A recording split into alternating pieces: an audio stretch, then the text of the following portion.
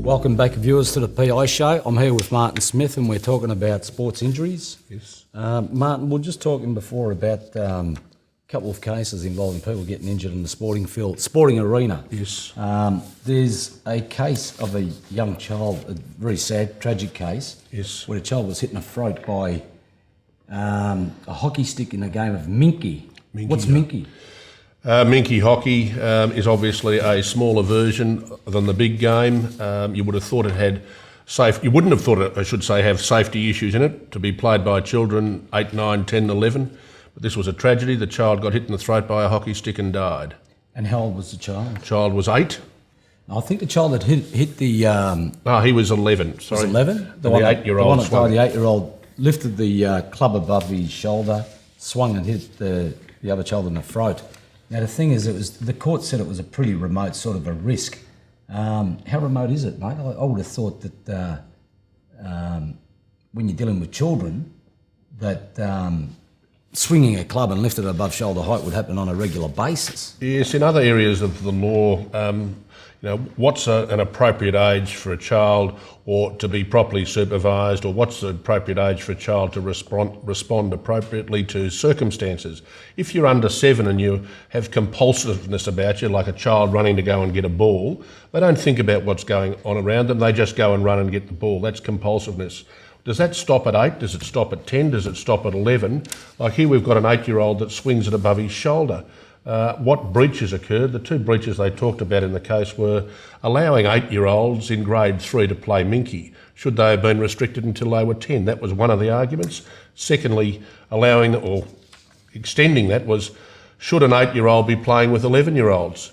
Not a bad question. The court in this case said that the risk of injury was remote. Yes. You know, how remote is it? I mean, it's foreseeable, reasonably foreseeable. Someone's going to lift the club above shoulder height and swing it and hit you in the throat or in the head, more to the point. Yeah, I would have thought... I wouldn't have thought that's too remote, surely. Look, if people are swinging clubs, people can be hit with them, that's obvious. But and what was the instruction given? What was the instruction to tell the children and not to allow the children to swing above their shoulder height? So, how did that happen? I think that what really worked heavily against the plaintiff parent in suing for the psychiatric injuries here was the fact that the teacher or instructor gave an example, a physical example of what not to do. Correct. And I think it weighed heavily against the plaintiff in this case. Yeah, but we should move on, I think, Marty, because time flies, as you well know. You want to go to your favourite topic of football injuries. Tell us a bit about the case of Williams. There's a case of Williams, and I don't want to be controversial, but I certainly disagree, and with a small change of facts, perhaps the verdict might have been different. Williams is in 2004 playing football in Tasmania. His injuries occurred when his foot landed on a cover of an irrigation outlet that was set into the ground. Now, what we're talking about is foot landed on a sprinkler outlet. I have had cases for some very well-known footballers. In fact, one was a champion full forward that played in the VFA. He did his knee on exactly the same circumstances, and the court in that case allowed him damages. In this case, however, they thought that the ground was smooth enough and the height difference, because the top of the cover was part of the ground, was not the same level as the surrounding turf. They thought that was reasonable. Now, ground people, captains and coaches, are supposed to go and inspect the ground before the game starts. The evidence in this case was that 24 hours before, the club in question actually went out and inspected the ground. Now, the thing is this: how close an inspection should they undertake? Because I think that was the issue in this case. I think you've got to walk the whole ground. They do it in junior football, they do it in senior football, and in actual fact, I would suggest that the sprinklers be lowered to an appropriate level and dirt be put over the top so that the person running flat out doesn't stand on a slippery surface. I think you mentioned to me when we were discussing this off air that the famous case of Sean Wren in South Australia, they had that was an artificial mat put in the middle of the ground to make the umpire's job of bouncing the ball a lot easier. Absolutely. And what happened to him? He won. A slippery surface in the middle of the ground. He slipped on it, did his knee, was out of football. He got compensated for it. I don't see there to be a great difference in this when you think of all the people that go out each weekend or each week and train at football, train at soccer, train at athletics, train at hockey. They're all played on a grass surface. So can I ask you this?